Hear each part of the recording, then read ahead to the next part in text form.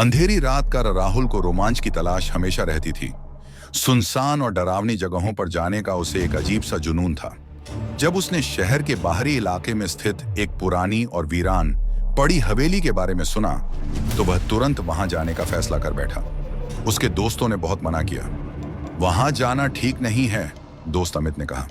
कहते हैं वहां अजीब चीजें होती हैं। लेकिन राहुल ने उनकी चेतावनियों को मजाक समझकर अनदेखा कर दिया। शाम ढलते ही राहुल अपनी बाइक पर सवार होकर हवेली की ओर निकल पड़ा। हवेली शहर से दूर जंगल के बीचों बीच स्थित थी। वहां तक पहुंचने का रास्ता बेहद सुनसान और डरावना था। चांद की हल्की रोशनी जंगल के ऊंचे ऊंचे पेड़ों के बीच से छनकर रास्ते पर पड़ रही थी। हवेली के गेट पर पहुंचते ही उसकी धड़कनें थोड़ी तेज हो गईं। गेट पर जंग लगी हुई थी और उस पर टेढ़ी मेढ़ी लिपि में लिखा था, यहां मत आओ। राहुल ने इसे मजाक समझा और अंदर जाने के लिए गेट को धक्का दिया। गेट की आवाज इतनी तीखी और भयानक थी कि वह अनजाने में थोड़ी देर के लिए ठिठक गया। हवेली का बाहरी हिस्सा खंडहर में बदल चुका था। दरवाजे आधे टूटे हुए थे, खिड़कियां बेजान लटकी हुई थीं और दीवारों पर लताओं ने अपना घर बना लिया था। राहुल ने अपनी टॉर्च जलाई और धीरे धीरे अंदर कदम रखा। हवेली के अंदर का माहौल और भी डरावना था। हर तरफ घुप अंधेरा और सन्नाटा पसरा हुआ था। दीवारों पर अजीब और पुरानी तस्वीरें टंगी थीं, जिनमें कुछ चेहरों को देखकर ऐसा लग रहा था जैसे वे घूर रहे हों।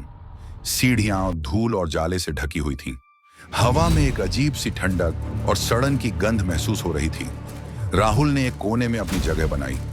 उसने सोचा कि यहाँ सिर्फ पुरानी कहानियां और अफवाहें हैं, असल में डरने जैसी कोई बात नहीं। उसने अपना बैग रखा और किताब पढ़ने लगा। लेकिन जैसे जैसे रात बढ़ रही थी, हवेली का माहौल और अजीब होता जा रहा था।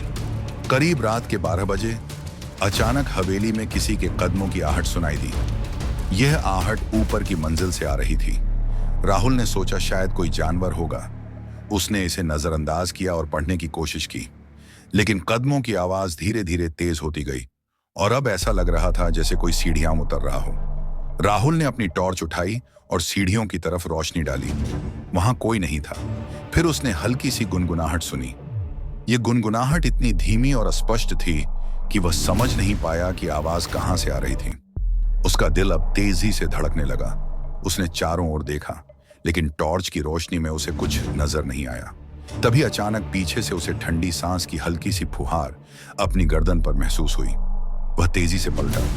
उसके सामने एक औरत खड़ी थी, सफेद साड़ी में लिपटी हुई, लंबे बिखरे बाल और उसकी आंखें पूरी तरह काली थीं।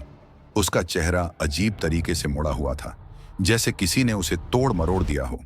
वह बिना हिले डुले राहुल को घूर रही थी। राहुल डर के मारे अपनी जगह पर जम गया। उसके गले से चीख निकलनी चाहा,